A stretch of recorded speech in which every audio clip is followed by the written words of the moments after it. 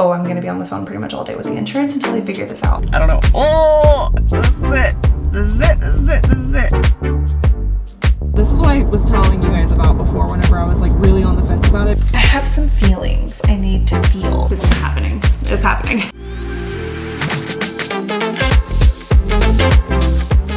So today has been rough, a little rough. It hasn't been terrible, but it's definitely not been the best day I've had. Last week I got my pre-authorization put in for IVF, which my first appointment is tomorrow. I'm excited. However, the pre-authorization got denied, like canceled, sent back, and they were told, my insurance company told my healthcare provider that the insurance company doesn't take care of the pre-authorization. That's Maven's job. Maven is a third-party resource I've told you guys about before, where I go for like mental health counseling for infertility, and they have an on-call endocrinologist that I can talk to, and just like, you know, it's a resource. It's literally a resource. So the fact that now they're telling me that, or they're telling my provider rather, that I need to do my pre-authorization through them doesn't make any sense at all. I just kind of like vented on Instagram a little bit about this because I'm just so frustrated about it. So if you're seeing this twice, I apologize. But I'm just really confused, really concerned, really don't understand. I just don't understand why this is happening, how this is happening, because I was under the assumption last week on Monday, whenever it was submitted the first time, that everything that I needed to do and that my provider needed to do was being done. And now it's coming back from my insurance company the day before my appointment is supposed to be. No, it's canceled. You're not doing what you need to be doing. So I contacted Maven. Maven told me no, they're not the ones who do the pre-authorization. My healthcare insurance is. So I called back my healthcare insurance, and they said, no, Maven is the one who does your pre-authorization. And I'm just like, what? What is happening? I really don't know. They couldn't even give me an answer today. I was waiting for a phone call back from a woman at my insurance company, and she never called me. She said that if I can, I'll give you a call today or tomorrow. Early morning. I don't know what's going on. I'm hoping they can figure it out because, like I said, I have my first appointment tomorrow, my baseline and blood work tomorrow for this whole entire process to either kick off or at least get my calendar dates going. Basically, I was explained a little bit more what tomorrow's appointment's going to be like. They're going to do an ultrasound and my blood work to see how much estrogen right now is in my body and how big my follicles have already gotten. If they've gotten too big, they can't do the IVF stems, but if they're still smaller, they can do the stems, and tentatively I will start stems on April 1st. So that's what we're seeing tomorrow. I mean, theoretically, I don't need my insurance to cover just yet, so I have a little bit of like wiggle room here, but I'm just still frustrated and concerned and frustrated. Like, I have this coverage. I need my coverage. Like, I'm using my coverage now. It's been 2.5 years. I'm using my coverage now. Oh, no, sorry, you can't use your coverage. No, I'm just getting the runaround. And I'm like, no, we're not doing this. We're not doing this. This process is stressful enough as it is. We're not going to do this. Tomorrow I have my appointment. I plan on going to my appointment. If it's finalized that my eggs are good and I can start stems and I can like really do this process, oh, I'm going to be on the phone pretty much all day with the insurance until they figure this out, because I don't want to miss another month. I don't want to go another month without actually trying, without actually like concrete, like we've done something about this. So that's the plan as of right now. Obviously this vlog will be for tomorrow too. I just wanted to get you guys up to date where my Instagram is. Like I said, I just vented over there, so sorry if you're hearing this twice, but I want to keep the vlog up to date too. Anyway, I am going to get ready to go to bed, and I will see you in the morning for the appointment. Good night. Good morning. It is a wet Thursday morning, and I am on my way to the doctor's for my blood work and baseline. I don't know why it took so long to get out. Blood work and baseline. It is a wet, dreary day in Florida today, so I am leaving a little bit early. Not really. I'm leaving like right on time for the appointment, so I should get there just in time, and hopefully good news. Hopefully these little follicles are not too big for this round, because I would love to start IVF now, but we will see what the doctor says, what they look like.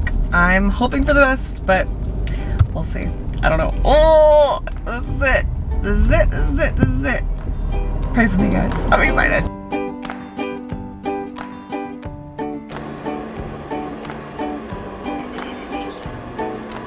I'm waiting, but today we're looking for them to be small. So fingers crossed that they're small. and then we can start this process.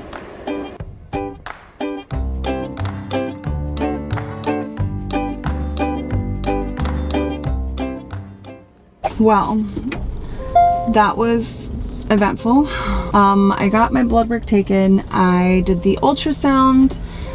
They have a new provider there, like another doctor who was the one who did my ultrasound, and he's Spanish, which is fine, but his English is like kind of broken. And so he kind of confused me a little bit because he was like, oh, well, you're in the middle of your cycle. We didn't need to see you today. Now we'll see you next week. And I was like, wait, you didn't need to see me today? I was like, the doctor scheduled me today. And so it was just a little kind of confusing for a little bit, but I was able to speak with my regular doctor, and he was like, oh no, what he meant to say is that I want to see you today and next week. So, I mean, it's $144 each time I'm doing this, so it's a little unfortunate that I have to see him so many times, but I mean, such is this process. It's just a very lengthy and expensive process. But basically, as you saw, I have a large follicle on the right side. So doctor is not sure if I'll be able to start stims yet because of its size. But he wants to see me next week to do the same workup like he did today, blood work, ultrasound, to see if the birth control can shrink it down enough. They're not sure if that's going to be possible or not, so they just want me to come back on Monday and check it and see if it can be done this month or not. Because basically what will happen is that if birth control can shrink the follicle down, and it goes below what it is now, I'll be able to start the plan like I had originally wanted to for the retrieval in May. But if it turns out that the birth control can't shrink it and it stays big or gets bigger, it'll be too big to stimulate with the drugs, like the hormones and stuff, and it'll like overstimulate it basically. Like they just can't do it. That's why he's trying to see, oh, I'm going under my bridge.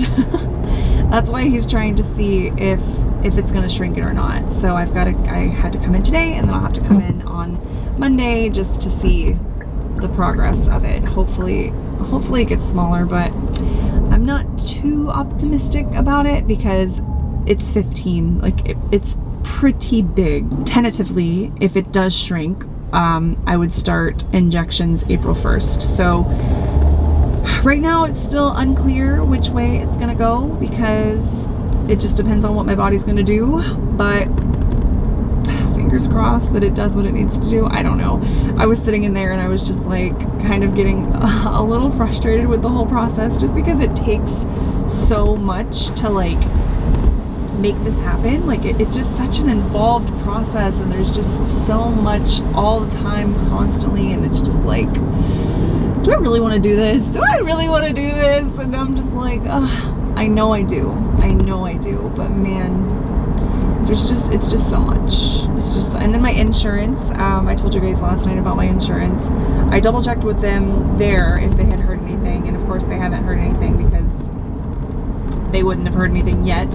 Hopefully, I don't know, the birth control can keep doing what it's doing and it will hold the follicle. I don't know.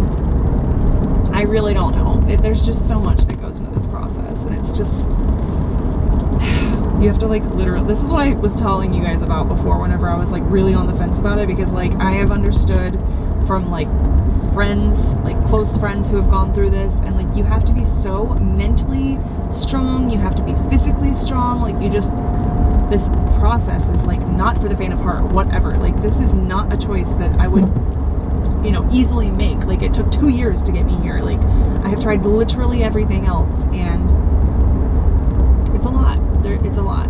This is a lot. So I don't know. We'll see what the ovary does, the follicle does this coming weekend, and then on Monday I'll go back and we'll just have to go from there. Made it back home. I'm about to make some coffee and a bagel, but I wanted to show you. This is the weather today. Look how nasty it is. Like it is just constant rain.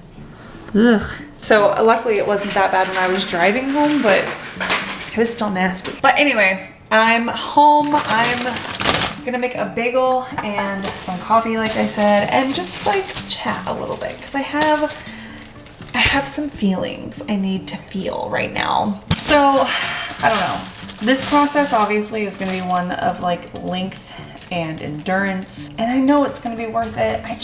I don't know if it's because I've officially been on birth control for like a week now and my hormones are like kind of crazy, because I've definitely noticed an uptick in emotion, but I feel just like crying today. Like I just feel like yesterday was a bad day for work and my insurance thing. Oh, I called my insurance thing. One good note that doesn't make me want to cry anymore. I called my insurance on the way home, and it's finally pending. Like, it's finally pending approval. So basically what happens for a pre-authorization is that like, because I have infertility coverage, it has to be documented that I've been trying for at least a year, and that I show that like I need the infertility treatments and I'm not just like jumping to it because I'm impatient or whatever. So that all has been sent to my doctor or to my insurance company, and it's pending review. So like they're in the process of like reviewing it and showing like everything that has been done for me, and like all of the tests and everything, and like the failed IUI and like everything. So that's at least a good step, because that's something that I was really kind of like freaking out about, is like this whole coverage thing, because I have infertility coverage. I have it. It's something that my company pays for, and it's just been difficult to get because the whole Maven thing. And Maven is just a resource, and I don't know what was going on with that, but I think praying they've got it sorted out now. Welcome to my office. Anyway, what I was saying in the kitchen is that this process has already like worn me down, and it literally just got started. But I was talking to Manny about it, and I was just kind of like explaining to him kind of how I'm feeling, and like I'm feeling a little guilty because I'm behind in work, and I'm like telling my boss that I need help with my caseload, and then in the same breath I have to tell him, sorry, I just sneezed. I have to tell him, oh, by the way, I'm gonna be out in the morning because I have a doctor's appointment, and oh, I need help with this, but by the way, I'm gonna be out. Like, you know what I mean? Like normally whenever you ask for help, it's like you're putting in just as much work, or if not more, than the people you're asking for help from. But now it's like I'm asking for help, but at the same time it's like, but also I've got all these other things going on, so just so you're aware. You know what I mean? Like it's just a little different. Like it just feels, I don't know, it feels wrong to me. And I think that's what I'm struggling with so much, is that because I'm internally like, I'm just not that person to like ask for help and then like not be there to contribute. Like I don't know, it's just in me that if I'm asking for help and if I'm getting help, and even if I'm behind in my work, like I don't like missing work. And it's been very clear to me with this last appointment today that this is going to take a lot of my time. Like this process is going to take a lot of my time, and I just have to figure out how I'm gonna relay that to my employer and just be like honest and open with them, and just let them know like, hey, like this is what's going on in my life right now. Like, yeah, I'm behind, but I'm gonna get caught up, and this is what's going on. It's just, I don't know, it's just really weird. It for me personally, it's just really weird, but I'm definitely looking forward to it. I'm ready. Like I 100% know in my heart, like I am ready, and I don't want my job to be a contributing factor as to my negative experience in this IVF journey. I want it to be something that, like, obviously it's a job, so I have to just do my job, but I don't want it to stress me out or like take away from the enjoyment of it, because like regardless of how like crazy this is about to be and how like painful it might be with all these injections, like I truly want to savor it and like appreciate it for every step of the way. Like I just want to be present for it, you know what I mean, and really like appreciate what could be coming in my near future. So that is what I wanted to talk about. But now I really do have to focus on work, so I might vlog a little bit later today.